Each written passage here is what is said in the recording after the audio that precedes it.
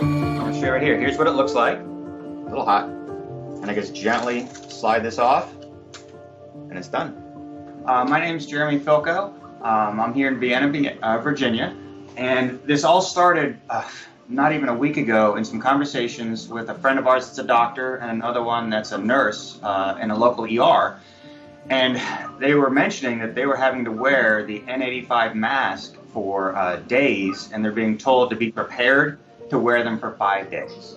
And these are masks that are meant to be on, treat a patient, dispose, and grab another.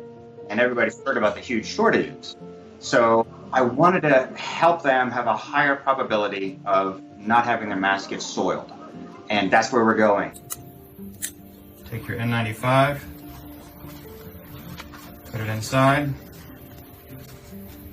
You've got a shield. This little guy right here was one of our first ones. We came up with, this is the more modern one right now. And the feedback from that we're taking in from nurses, doctors throughout the community, and we're making little changes to make them fit better, to make them more comfortable. As of this morning, we had 114 builders or makers sign up to be Print to Shield. So there's a lot out there. As we bring them together, we would love to have a site where people can say, I am a maker in Miami. Oh, I see this hospital needs 3. Have their email addresses, they do a quick comms, and then they do an exchange. That's the fastest and that's the truest form. Using the post office or FedEx or UPS is great, but it's a delay. So I think there are two principles that are important to you when you're doing this. One is do no harm. The other one is you insist that this should be free. Why is that? Well, it stems from something very personal. My daughter's type 1 diabetic, and insulin was essentially given away, I think, given to the government with almost patent-free, if I recall, and now it's quite expensive. For this, even charging shipping to the people that are running to the sound of the guns, it doesn't work for me.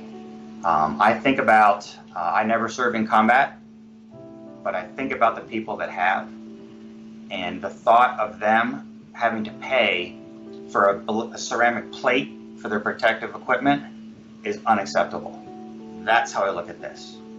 If we're asking our military to go to combat, then they shouldn't have to pay for their gear. Our doctors and our nurses, our EMTs, first responders, and all the people that support them are running to the sound of the guns. They shouldn't have to pay for them. It's very personal to me that this is free and always free for a time of crisis. It's not the time to sit down and worry about making money.